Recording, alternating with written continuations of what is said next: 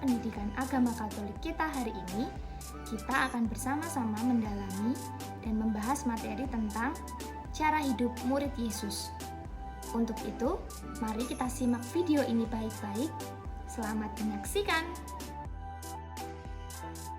Oke anak-anak semuanya, kita tahu bahwa dalam kehidupan bersama, manusia dikatakan sebagai makhluk sosial, di mana manusia itu tidak dapat hidup sendiri dan membutuhkan bantuan orang lain.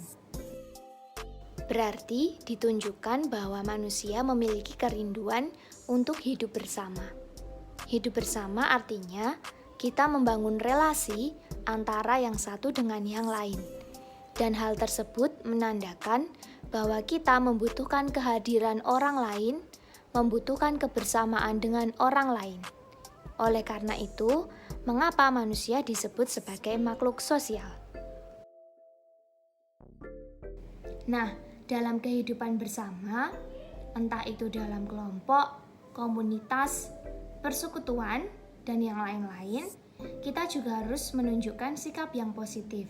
Contohnya seperti yang pertama, saling berbagi, saling mendukung, saling menguatkan, dan saling mengasihi. Dalam kehidupan bersama, setiap anggota diharapkan memiliki sikap positif, sehingga apa yang dicita-citakan dalam sebuah kelompok tersebut dapat terwujud. Namun sebaliknya, jika sikap negatif yang timbul dalam hidup bersama tentunya akan menimbulkan hal-hal yang negatif, seperti contohnya sikap egois, kurang bertanggung jawab, kurang jujur, dan yang lain-lain. Untuk itu, kita perlu mengembangkan sikap-sikap yang positif dan menjauhkan sikap-sikap yang negatif, khususnya dalam hidup bersama. Dalam bacaan kitab suci, Kisah Para Rasul bab 4 ayat 32-37 dan Kisah Para Rasul bab 2 ayat 41-47 tentang cara hidup jemaat dan cara hidup jemaat pertama dapat kita lihat kekasan atau ciri khas hidup murid Yesus. Yang pertama, Roh Kudus mempersatukan mereka. Segala sesuatu adalah kepunyaan bersama dan hidup dalam kasih. Dalam hal ini, mereka menganggap bahwa apa yang menjadi milik pribadi adalah milik bersama. Yang kedua, mereka hidup saling peduli dan saling memenuhi. Tidak ada pembedaan antara yang kaya dan yang miskin. Jadi, dalam perikop juga diceritakan bahwa mereka yang memiliki harta lebih justru mereka jual dan dibagikannya kepada yang membutuhkan.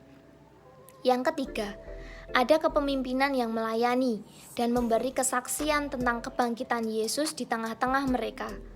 Mereka memberi kesaksian tentang Yesus kepada semua orang dan ternyata memberikan daya tarik orang-orang sehingga banyak orang yang mau mengikuti Yesus. Yang keempat, mereka bertekun dalam pengajaran para rasul dan berkumpul di bait Allah. Dan yang kelima, mengadakan perjamuan kudus sambil memuji Allah.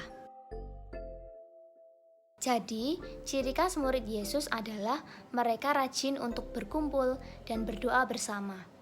Nah, hal ini juga kita lakukan sebagai murid Yesus dengan ikut serta dalam perayaan Ekaristi.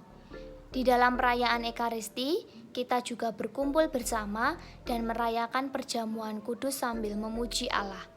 Dalam Ekaristi, kita juga mengalami persekutuan antara umat yang satu dengan yang lain.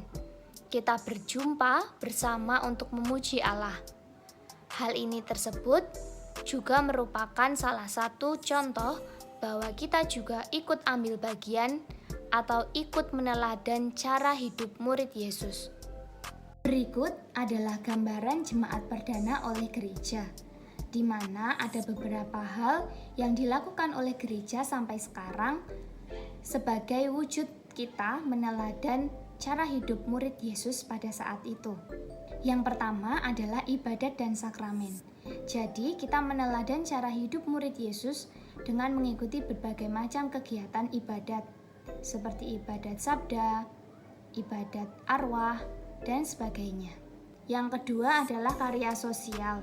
Contohnya seperti aksi Natal, aksi Paskah, pelayanan terhadap orang miskin, pendalaman iman, pelajaran agama, dan masih banyak lagi. Nah, hal-hal tersebut yang mungkin masih kita bisa teladani sampai sekarang. Oke anak-anak, marilah mulai dari sekarang kita berusaha untuk meneladan cara hidup murid Yesus dalam kehidupan kita masing-masing, baik di gereja, di keluarga, maupun di masyarakat. Setelah ini, silakan kalian mengerjakan soal literasi yang sudah Bu Wulan berikan di OneNote. Selamat mengerjakan, Tuhan memberkati.